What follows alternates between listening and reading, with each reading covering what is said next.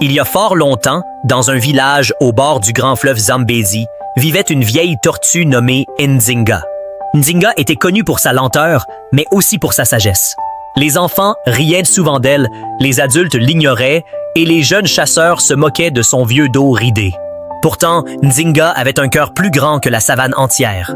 Un jour, alors que la sécheresse frappait durement la terre, les animaux et les hommes manquaient d'eau. Le fleuve s'était retiré et les puits étaient devenus boue. Le village entier priait pour la pluie. Nzinga, malgré sa faiblesse, décida de grimper seul jusqu'à la montagne aux pierres chantantes, là où, selon la légende, un esprit gardait une source sacrée que seuls les cœurs purs pouvaient approcher. Le voyage fut long, périlleux. Des jours entiers à ramper sous le soleil brûlant, à éviter les prédateurs, à résister à la faim. Mais Nzinga n'abandonna pas. Arrivée au sommet, elle trouva la source claire, scintillante comme une étoile tombée du ciel.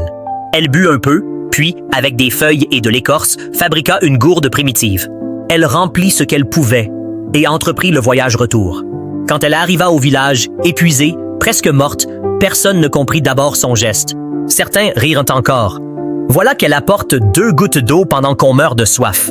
Mais le vieux griot, qui avait vu beaucoup dans sa vie, s'agenouilla devant elle. Il versa quelques gouttes sur la terre sèche. Là, miraculeusement, une tige verte germa aussitôt. C'était l'eau sacrée. Là où elle tombait, la vie renaissait. Nzinga fut acclamée comme une héroïne. Grâce à elle, le village retrouva l'eau, la nourriture, l'espoir.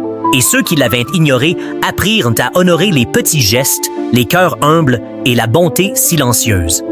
Le bienfait n'est jamais perdu. Même s'il est ignoré, moqué ou oublié un temps, il finit toujours par porter du fruit.